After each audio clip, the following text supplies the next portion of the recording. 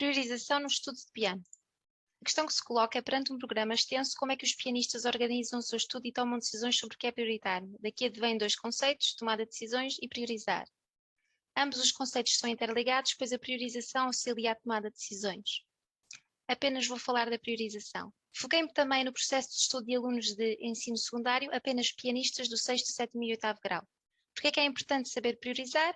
Num estudo de Laura Stack, por cada 1 minuto de planeamento serão obtidos apenas 10 minutos de execução. Por isso, saber priorizar é uma mais-valia para uma gestão eficaz do tempo. Sobre o que é que priorizamos? É importante realçar que em cada período letivo de 2 a 3 meses de duração, o repertório exigido aos jovens pianistas é bastante extenso, 3 a 4 obras musicais, com o objetivo final de realizarem uma prova, um recital ou uma competição. Vários estudos indicam que 1 hora de recital requer centenas de horas de tempo de preparação, isto até para o pianista mais experiente. Foi também comprovado que, através da preparação do terceiro andamento do concerto italiano de Bach, que tem cerca de 3 minutos de duração, a pianista profissional levou cerca de 35 horas para aprender e memorizar este andamento. Aqui está um exemplo de concurso em Portugal de piano e todo o programa que é exigido aos pianistas.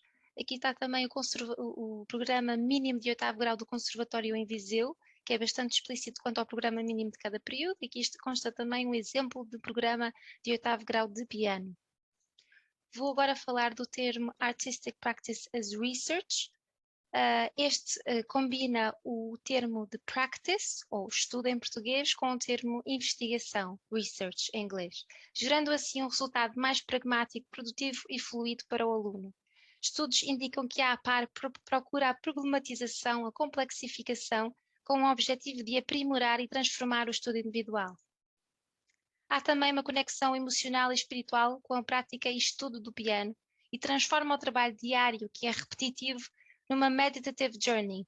Procura-se desta forma uma ligação com a pesquisa, a fundamentação e a interligação do ser, ou seja, as emoções e a espiritualidade ao estudo individual.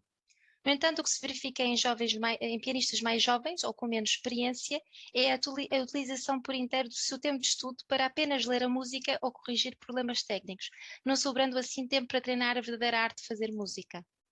O que é que os jovens pianistas estão especificamente a fazer?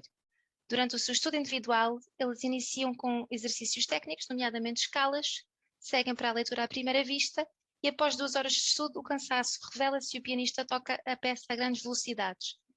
Quando a peça soar satisfatoriamente, o pianista tenta memorizá-la, portanto o processo de memorização é quase descartado para o fim, em vez de ser integrado na fase inicial da aprendizagem do repertório. No dia da performance, o pianista toca o repertório o máximo de vezes possível à velocidade final ou ainda mais rápido, quase como se estivesse a complicar o repertório para que depois no momento da performance pareça mais fácil. O aclamado pianista e pedagogo Joseph Hoffman considera que este tipo de estudo é practice e faz até a distinção entre este termo de practice com studying que vamos ver a seguir. Practice define-se como o termo como um grande sacrifício de tempo e um investimento comparativamente pequeno de mentalidade. Practice é, por outras palavras, tocar de forma automática, não deliberada, para o único propósito de desenvolver a memória muscular e a destreza motora, com ênfase na correção de apenas aspectos técnicos, entre outras coisas menos fundamentais. O que é que fazem os pianistas experientes? Não fazem practice, mas fazem studying. O termo studying implica um trabalho mental mais deliberado e rigoroso e que integra elementos da linguagem musical como a beleza tonal, as dinâmicas, o fraseado e a matéria rítmica e afins. Chafin, em 2002, observou a pianista profissional Gabriela Imre na tal preparação do terceiro andamento do concerto italiano. A pianista deu relevância às secções problemáticas, fornecendo ao mesmo tempo as intenções expressivas alusivas a cada momento. Chafin observou, nomeadamente, a reação desta pianista na performance versus no estudo individual. Tocar um andamento rápido ou presto, que é o caso deste andamento, durante o estudo individual, permite antecipar, corrigir, repetir, alterar, porque não está sob a pressão do público. Na performance é o contrário, os problemas e as inseguranças da pianista devem recuar para o fundo das atenções. Na performance de repertório mais veloz e tecnicamente exigente, o pianista depende da automatização dos movimentos. O que deve ser verdadeiramente realçado é a expressividade musical e a experiência estética concedida ao público. Por isso, durante a fase inicial de preparação, esta pianista introduziu cues ou sinais na partitura. Estes sinais representavam mudanças na estrutura e também na expressividade necessária para cada momento na peça.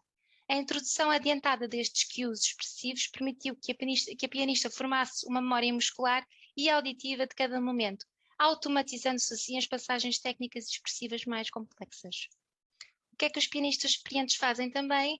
Estabelecem objetivos específicos para obter controle sobre performance e concebem uma representação mental e planeiam as passagens complexas e os momentos de mudança. Isto irá fornecer ao pianista e também ao ouvinte uma melhor compreensão da estrutura da peça. Uma representação mental, segundo as ciências cognitivas e a psicologia, é um símbolo que exprime a realidade externa. Estes também englobam a preparação psicológica.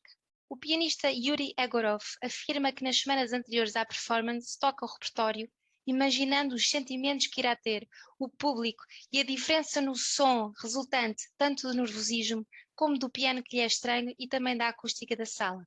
Por isso, Egorov aconselha estudar devagar e pianicíssimo para o pianista poder consciencializar-se e também para que na performance haja também maior atenção e também consciência dos aspectos estudados. O que é que o professor deve fazer? O professor pode situar e deve situar os alunos da época histórica e também oferecer uma compreensão geral das intenções do compositor que são relevantes para a interpretação da obra. Deve haver também importância dada às competências ligadas à postura, ao comportamento em palco, às técnicas de relaxamento e também poderá haver técnicas de relaxamento. Incluir a priori, durante a leitura, todos os elementos referentes à performance e ambiente musical, por exemplo, indicações de tempo, expressões musicais que o compositor pretende. Atenção à dedilhação, esta pode levar a inconsistências durante a performance, sobretudo na memória, caso não esteja corretamente consolidada. A dedilhação deve ser estabelecida de forma arbitrária e flexível para poder ultrapassar qualquer imprevisto. A capacidade de side playing é uma capacidade extremamente importante que permite a atenção e cuidado pelo texto musical sem criar dependência pela memória muscular ou criar hábitos impróprios na aprendizagem, que acontece muito em alunos de iniciação musical. Side playing é diferente do recited playing. O que diz a ciência? Há duas formas de priorizar, tanto através do planeamento cronológico, qual é que é o repertório que irá ser tocado primeiro, ou através da relevância e importância dos requisitos. A tomada de decisões e a antecipação da performance final ajuda o pianista a consciencializar-se do seu percurso. A implementação de objetivos é a primeira fase de planeamento do pianista. O termo self-efficacy é um termo de Albert Bandura que aborda as crenças de um indivíduo sobre as suas próprias competências ou capacidades e também sobre os eventos que afetam a sua vida.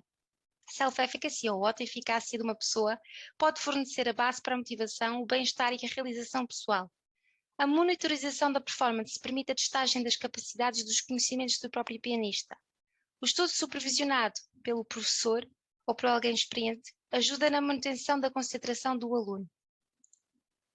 Para concluir esta apresentação, é importante realçar que no processo de aprendizagem de piano, este requer inúmeras competências a serem desenvolvidas. A organização, a boa gestão de tempo, a responsabilidade, a autocrítica, entre outras, é fundamental para a evolução do pianista e para um trabalho individual consciente e deliberado que contraria o tal termo practice e fundamenta assim o tal termo studying e impede a irreflexão e a imprecisão.